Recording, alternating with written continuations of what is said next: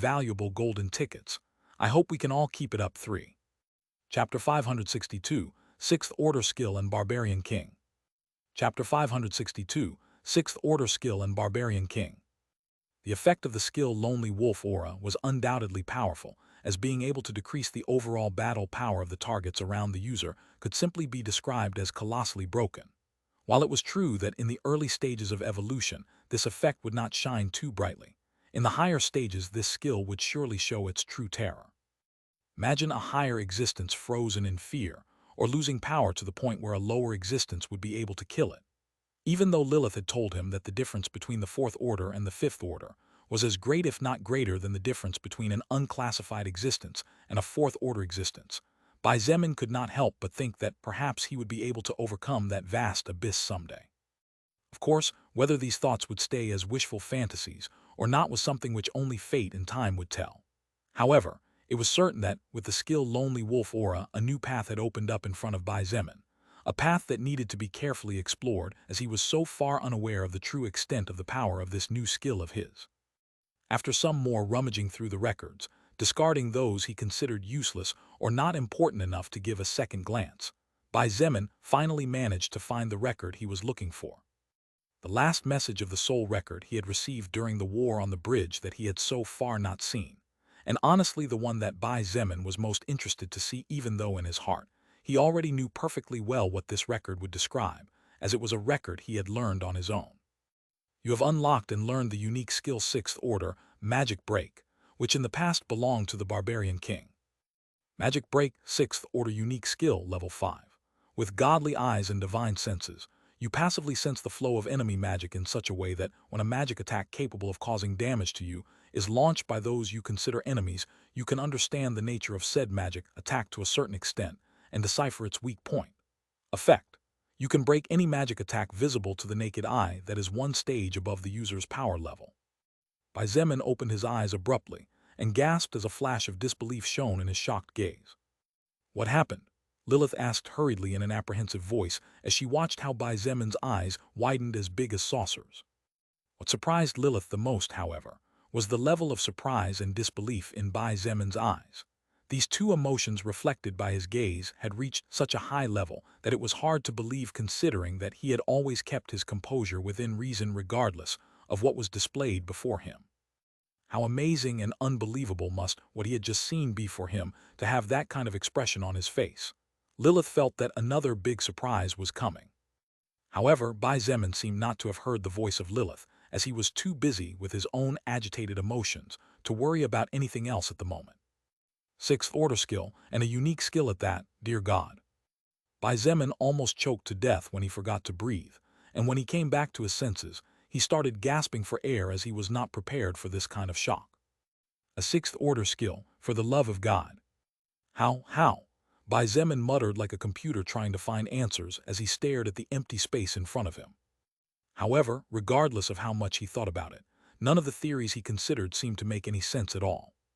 While the title Brilliant Mind that Bai Zemin had obtained not too long ago was amazing in terms of allowing him to learn and develop his own skills more easily, Bai Zemin did not believe in any way that a title was able to magically grant him a skill that was not only so evolved, but was also a unique skill. Although he didn't know what a unique skill was at the present, Bai Zemin was certain that such skills were above normal skills, just based on the fact that the other two skills of the same type that he had were already so powerful that they were scary. But how was it possible for him to obtain such a skill out of nowhere? Bai Zemin remembered that just at that moment, just as the beast leader's lightning-like magic attack stopped his fall in mid-descent and almost consumed him, he felt his soul grow warm and strong for an instant, but at the time that feeling was so fleeting that in the heat of war Bai Zemin overlooked it.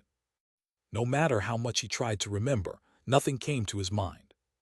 Unfortunately, even if Bai Zemin wanted to, it would probably be impossible for him to comprehend and know what it was that was deep in his soul, and what were those black lightning flashes with crimson edges that had caused the magic break skill to be engraved in his soul as if it was natural. Bai Zemin cleared his throat and took several deep breaths before looking at Lilith. Although he had tried to calm down, his voice was quite tight as he slowly asked, "Lilith, by any chance, do you know what unique skills are?" Unique skills? Lilith looked at him in surprise. A flash of pride shone in her eyes as she hurriedly asked, "You little scoundrel, did you learn a unique skill?" Bai Zemin raised a hand in front of him to tell her to stop for a moment and said in a serious voice, "First, explain to me about these skills, please. I need to understand the situation I'm in better so I can explain to you more about how things are." "Oh, okay," Lilith nodded firmly. The enthusiasm in her voice was clear from how she stammered. "Unique skills are unique skills," Lilith said after being silent for several seconds. Bai Zemin looked at her with a rotten face. Lilith coughed delicately, and after a moment she commenced, "I mean, unique skills are called that way because they are skills that can only be possessed by one soul. It's complicated to explain, but let me give you an example to help you understand." Bai Zemin nodded seriously, and Lilith explained. "Let's say that on a table there are two blue-colored blueprints which have exactly the same drawing with exactly the same construction pattern on them. These blueprints were there for a long time until finally, two people arrived, and when they saw them they took the blueprints and started to study them. But surprisingly, only the first one in understanding the blueprint could build what was drawn there, while the other one could not do anything even though the blueprint and the instructions were still intact. So, a unique skill is basically a unique skill." Bai Zemin almost fell to the ground when he said those words. "Now you see," Lilith nodded as if she was proud. Bai Zemin was quite disappointed with this kind of explanation. While it sounded awesome that only one soul could contain X skill, what was the thing that made X skill amazing? This was what he most wanted to know. Seeing Bai Zemin's disappointed face, she quickly added, "The reason why these skills are unique is because their power is on a completely different scale from all other skills, and even those that appear to be weak fulfill characteristics and functions that a normal skill could never fulfill.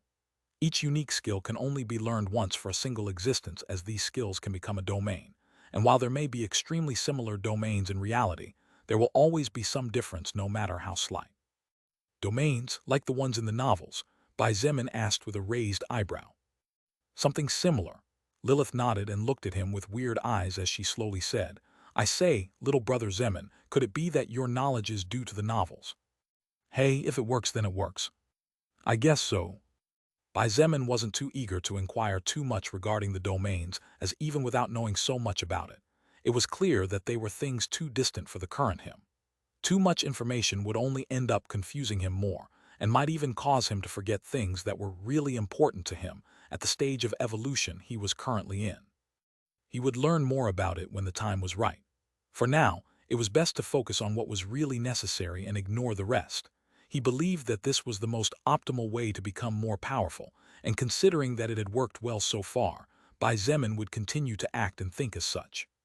Seeing Lilith looking at him with sparkling eyes similar to the eyes a fangirl would look at her super idol with, Bai Zemin felt a bit embarrassed, so he couldn't help but ask, "Lilith, you have unique skills?" "I do have." She nodded with a smile on her face. "Though unlike you, who managed to learn one in just 2 months, I took over 30 years to learn my first unique skill since these skills normally can't be obtained from scrolls unless a really powerful existence is killed.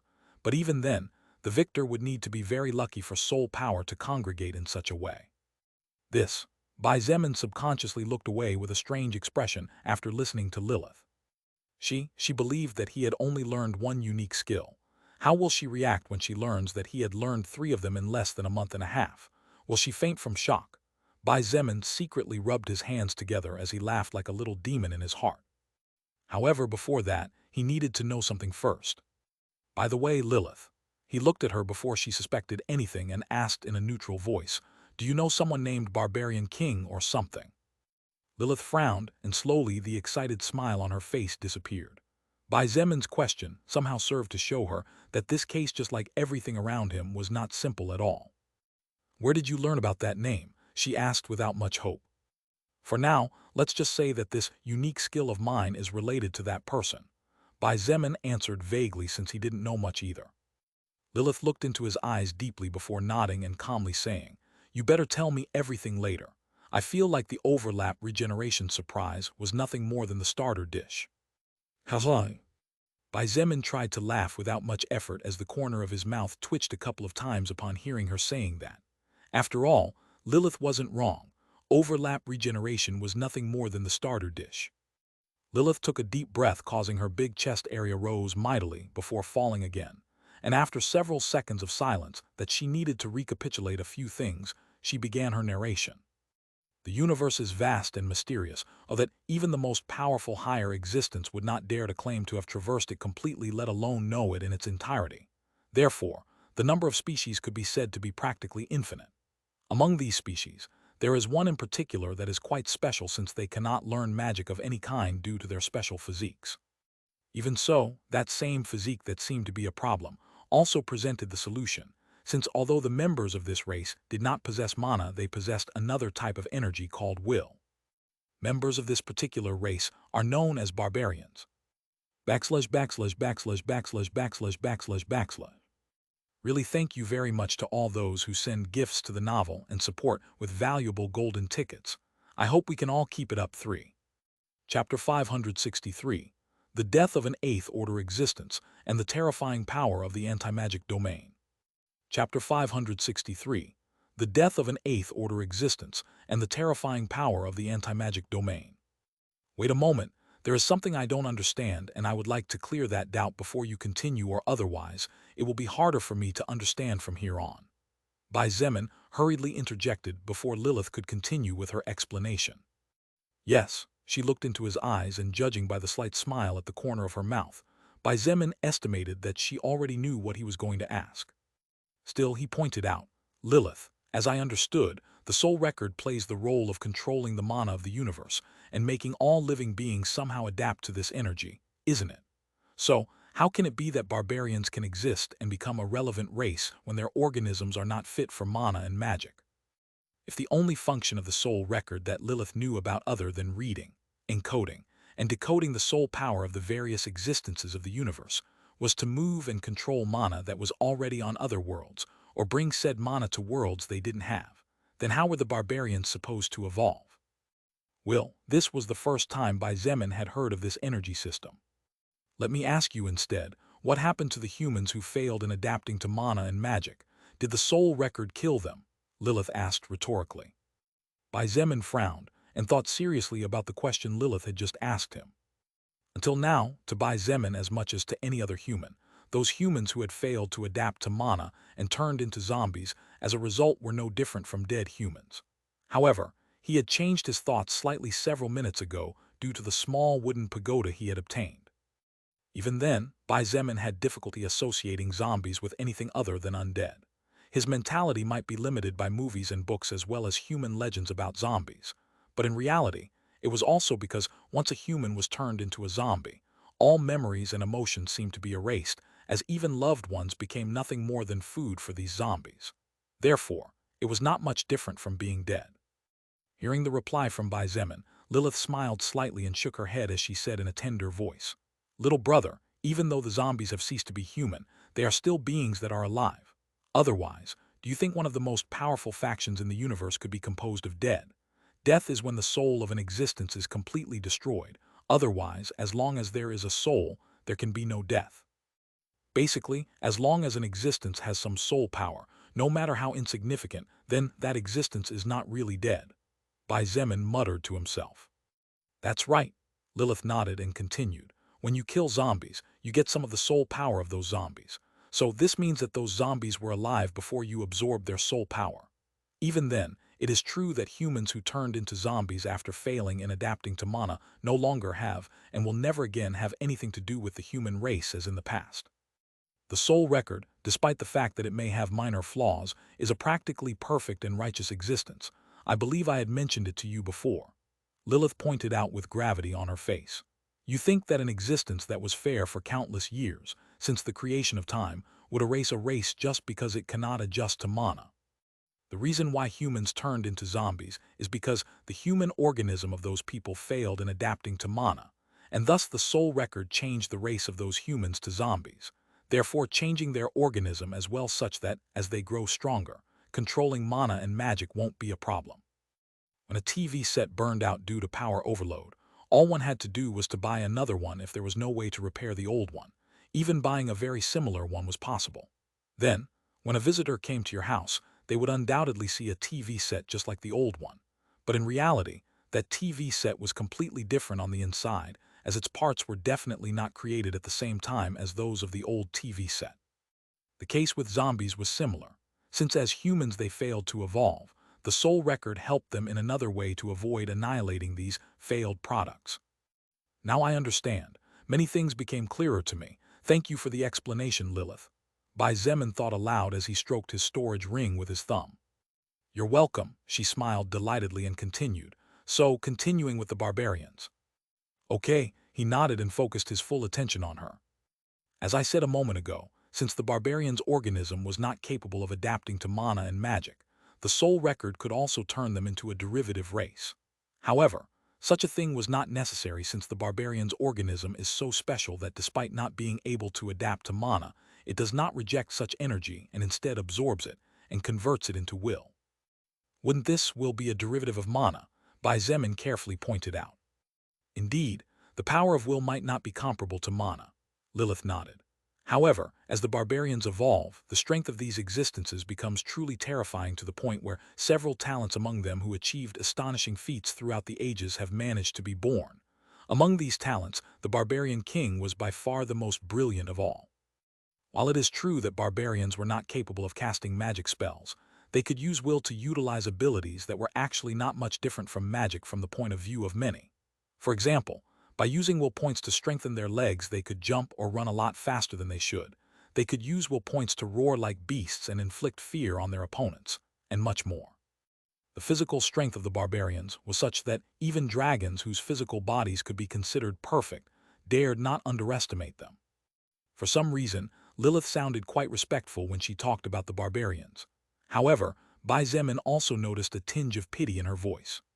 She slowly continued. When the physical strength of the barbarians reached a certain range, they could even freeze the surroundings using purely physical power, so that while they were not able to use magic, they could still fly through the skies by freezing. Bai Zemin suddenly froze and stopped listening to what Lilith was saying as a flash of surprise glinted in his eyes. When the physical strength of the barbarians reached a certain range, they could freeze the surroundings and do something similar to flying. But hadn't he done something similar in Oblong World when his Blood Berserker's Wrath skill activated at the 3rd level of Wrath? Lilith, he interrupted. Lilith looked at him with questioning eyes, to which he responded with another question. Just out of curiosity, but the race it shows in my status window is the race I really am, right? It's not possible for some mistake to occur. At this point, Bai Zemin was even starting to doubt his race, which didn't make much sense since his parents were definitely just normal humans. Your race is your race, and that cannot be changed unless you ascend to a higher existence and join a faction or create your own. It is absolutely impossible for the soul record to make a mistake in reading souls, as this is its main strength. Lilith shook her head and said in a serious voice at Bai Zemin's weird question. Phew, Bai Zemin let out a sigh of relief in his heart. Although he still didn't understand many things, he doubted that Lilith had the answers to these questions that tormented him, since somehow Bai Zemin was sure that only he could one day get to the bottom of all this. Lilith naturally felt that he was behaving somewhat strangely, but she believed that the reason would soon be revealed. Therefore, she continued.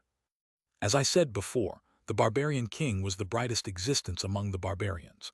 The barbarian king was an existence that lived in the past, long before most of the leaders of higher existences were born, and according to the few recordings that remained and were not lost, he managed to become a powerful Eighth-Order warrior before he died. Bai Zemin couldn't help but suck in a breath of cold air when he heard what Lilith said at the end. An Eighth-Order existence died. For God's sake, could even something as powerful as that be killed? And here he was being proud just because he could take on beings 2 orders above his own. How the hell can someone in the Eighth Order even die? Isn't that like the peak of the universe? Bai Zemin asked in a trembling voice. Since a higher existence did not die with the passage of time, then this could only mean that the barbarian king had been killed by someone else. Lilith shook her head and told Bai Zemin not to ask too many questions regarding such things. Little brother, I'm only telling you this so that you can better understand your situation and tell me what's going on with your unique skill. But honestly, for now, you'd better not focus too much on such distant things. The higher existences were also facing their own problems. It was just that Bai Zemin had no way of touching such a tall skyscraper with his hands at present, as his wings had only just begun to grow. Seeing Bai Zemin nod slowly, Lilith smiled softly and continued. The barbarian king was characterized as the only barbarian to manage to comprehend the legendary anti-magic domain. When an existence stepped within a range of 3,000 meters around the barbarian king, that existence would immediately become unable to use any harmful spells or magic skills, and even flying would become a hard feat to accomplish, as only through constant consumption of mana could his enemies avoid falling to the ground. The voice of Lilith was filled with respect, and at the same time slight fear as she mentioned about the anti-magic domain, something that Bai Zemin understood very well. Even if he was a being capable of fighting melee with ferocity and prowess, Bai Zemin knew that if someone with the ability to block his ability to activate magic appeared before him, he would probably find himself in extremely serious trouble that could lead to his death. Imagine fighting against an Eighth-Order existence whose physical body is comparable if not superior to that of a dragon without being able to properly activate magic. Lilith smiled bitterly and shook her head. The anti-magic domain was one of the most powerful domains in the past, and even now it still causes everyone to tremble when someone names it. The anti-magic domain might seem simple as it did not grant power to the user at all, so, in the hands of anyone, it could be useless, as the anti-magic domain would naturally affect the user's skills as well. However, as Lilith had just said, the barbarian king had been a being whose strength was purely and exclusively centered on his physique. Therefore, he was like some kind of apocalypse for his enemies. The doom of the mages. Bai Zemin called up the records of his skill, Magic Break, and as he read them again, he couldn't help but wonder if he could ever learn a domain as powerful as that. // Really thank you very much to all those who send gifts to the novel and support with valuable golden tickets. I hope we can all keep it up. 3. Chapter 564, Kiss. Chapter 564, Kiss. Lilith gave him some time to let Bai Zemin finish, processing what she had just revealed to him in order to make it easier for him to explain how he had obtained his unique skill. However, Lilith had no way of knowing that in reality, he simply had no idea how he obtained this skill. Is your skill somehow related to the barbarian king? She asked after they were both in silence for almost 5 solid minutes. Lilith's voice was a bit heavy as to begin with. Any kind of skill related to a legendary existence, such as the barbarian king had once been, and who was still respected for his strength despite being dead for millions of years, definitely could not be taken lightly. Bai Zemin looked at Lilith with weird eyes when he heard her question. She asked if the unique skill he had just learned was related to the barbarian king. Far from being related, according to the records Bai Zemin had received, Magic Break was a skill that belonged to the barbarian king, and after hearing the story of that existence, Bai Zemin judged it to be the basis of the anti-magic domain. He smiled bitterly and let himself fall onto his back in a way that his whole body relaxed on the comfort of the bed. As he looked up at the ceiling free of decorations, he said quietly, "A little less than 2.5 months ago, I thought I knew myself perfectly well. Now, a little less than 2.5 months later, I realize I don't even know myself." Just as Lilith occasionally asked, Bai Zemin also wondered whether he was human or not despite knowing the answer to this question. How was it possible that so many incredible things happened to him one after another? Sure, it felt awesome to know and feel his strength soar higher and higher. However, just like any other living being, Bai Zemin feared the unknown. It was not easy for him to adapt to so many changes. Changes that not only affected the world but were literally transforming who he once believed he was. Some struggled tens, hundreds, thousands of years to achieve something he had achieved in months. How could such a thing be considered normal? Far from normal, Bai Zemin accepted that he was worthy of the title irregular that the soul record bestowed upon him just over a month earlier. "Are you okay?" Lilith looked at him with worried eyes. As she spoke in a voice as soft as a mother speaking to a small child trying not to scare him, she slowly moved such that the white sheets rustled softly with each movement before lying down on her side next to him and looking at him carefully. Bai Zemin sighed softly and wordlessly extended his left hand to his side. "I know what you will see now will shock you, you might even be frightened. But I'm sorry, Lilith. I don't want to hide anything about me from you, nor do I have the strength to slowly explain all the strange stuff that happened to me lately," he said wearily. Even though he had woken up about an hour ago, Bai Zemin felt as if an eternity had passed. The feeling of not knowing oneself was much heavier than many would imagine. This was especially so for someone who less than half a year ago was nothing more than an ordinary human in the midst of a society governed by rules that overnight collapsed. Lilith looked at the hand in front of her, waiting to be taken. However, she hesitated whether she should take it or not. Even though that big hand was the same hand she had taken on over 100 occasions to link part of her soul to his, somehow now it seemed to be different. This was the first time Lilith saw Bai Zemin having such an exhausted look in his eyes, and for a second, she even thought that he might collapse and give up completely. The hesitation of Lilith only lasted for an instant before her eyes flashed with resolution. Whatever the reasons why his spirit was so low, she was sure she would find out once she took his hand. Only then would she be able to help him. Now, Lilith only hoped she wouldn't get too scared, because even she, who was one of the most powerful existences under the vast firmament, could no longer be so sure of the surprises that the little man lying next to her would bring her.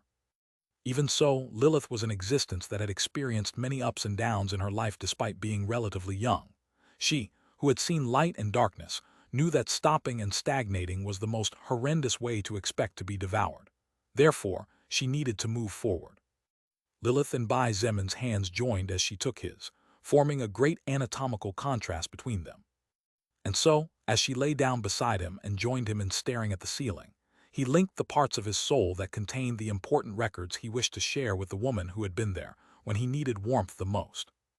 Void Fist Third Order Skill, Brilliant Mind, Savior of the World, Destroyer of Destroyers, 1vs Millions, all for 1 Third Order Unique Skill, God of Wars will Third Order Skill, Blood Pact with the Endless Blue Lotus Flame, one of the flames once found among the few God-grade natural treasures.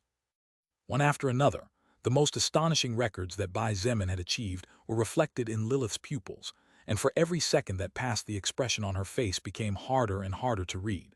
When disbelief reached a certain point, the brain automatically cut off many emotions to avoid a possible collapse from overload, leaving nothing but indifference. In such a short time, Bai Zemin had received a special title which allowed him to learn skills and develop them as if it were nothing. He obtained a title related to salvation, and another to destruction which were extremely rare. He developed by himself several unique skills which even higher existences did not necessarily possess. He even formed a soul pact with a legendary flame that could spread to the ends of the universe and burn everything. Among these records were also the incredible feats that Bai Zemin had accomplished in Oblong World, and he decided to invade in order to break the invasion of the Usra race. From annihilating armies of millions to massacring over 200 second-order existences, along with the direct killing of 2 third-order existences. All the most important details of Oblong World flashed across Lilith's pupils. She even detected slight traces of combat against fourth-order existences there, which even if they were not enough to grant soul power would definitely serve to make Bai Zemin's mission of advancing to the fourth order slightly easier, since, with these records, the barrier from the third to the fourth order would be easier to break through. However, what made Lilith's heart almost stop was one record in particular, one that she never expected to see here. Blood Berserker's Wrath, Unique Skill. Lilith clearly felt her heart clench tightly,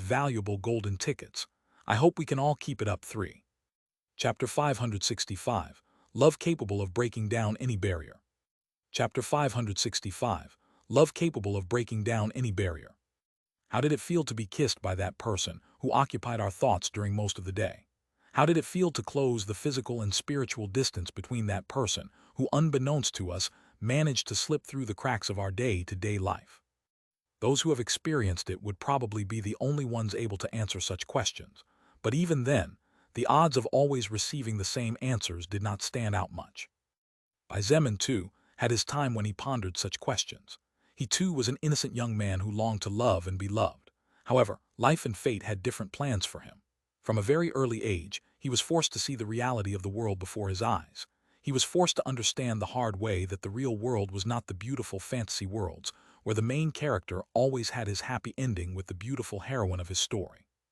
Heartbroken, feeling betrayed by people he thought would never hurt him, but who in the end stabbed him in the back and crushed his heart, almost bringing him to collapse. After living through such an experience, Bai Zemin had given up on love. Those childish goals such as buying a beautiful house, marrying a pretty girl, and having a happy family were discarded to focus more on something that, while it might not be the best, at least, it would not destroy him. Loneliness, after all, did not stab those who walked with it in the same way that darkness did not scare away those who did not fear it. Therefore, he had decided to walk alone. That was until a little over 2 months ago, when he met a woman who was not even human but who managed to turn his life upside down just as the soul record had turned the world on its head. Bai Zemin didn't know what love was. There probably wasn't even a correct or 100% accurate definition of it, since besides the ever-present scientific definition, there were countless definitions that depended on the feelings of countless others. However, he knew he was falling in love. There was no need to ask himself why. He simply knew it by the way his stone heart beat with the might of an earthquake every time she came too close to him. He simply knew it by how those rocks around his heart cracked violently for every time his heart shuddered when she looked at him with sweet eyes. But there was something that Bai Zemin had never stopped to think about, and that was, if his heart was beating so hard that it threatened to stop spontaneously at the sound of her voice alone, what would happen if their lips touched? The result was colossal, even more so for a young man who, after refusing love for most of his life for fear of being hurt. When he felt those two full lips as soft as silk joining his own, Bai Zemin felt his entire soul shudder with bliss. Although Lilith simply pressed her lips on his to show her affection for him, and it was by no means a lustful kiss, the sweet taste of her mouth was so delicious that Bai Zemin was willing to live only with her kisses and feed by her lips for the rest of his life. He was even willing to give up the air of the outside world for the sake of breathing her breath as addictive as drugs. This time, he, who was fully aware of the sensations of his body, not to miss the slightest feeling of those two precious lips that probably countless men of countless races longed for at least once in their lives, but that at least for now only belonged to him, managed to notice something that had so far slipped out of his detection due to different circumstances.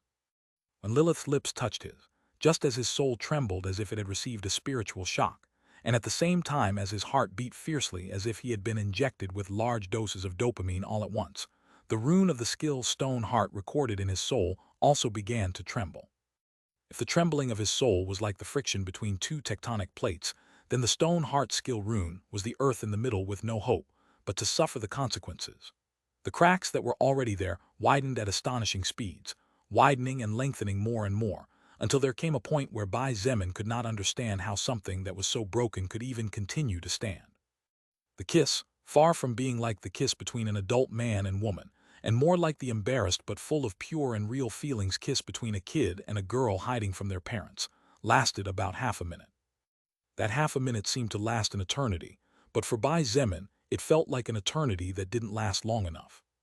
Slowly, Lilith began to pull her head back, not before puckering her lips one last time for a final kiss, which this time was loud enough to be heard amidst the silence. Eyes as black as midnight met eyes almost as red as blood, while a silky smooth dark curtain fell over the sides of the face of the beautiful demoness, who looked as shy as an innocent maiden despite her race being succubus. With Lilith's hair acting as a curtain that caressed Bai Zemin's face with every little movement of hers, he felt its softness, and could sense a scent as sweet as natural honey emanating from each strand. He noticed a slight blush on her face as proof of her shyness, but that naughty little pink tongue that peeked out from inside her mouth to lick the lips that a moment ago were his exposed that despite feeling a little shy, Lilith was not willing to let go of the taste of his lips that still lingered on hers. The two remained silent as they gazed into each other's eyes until Lilith slowly sat up in bed.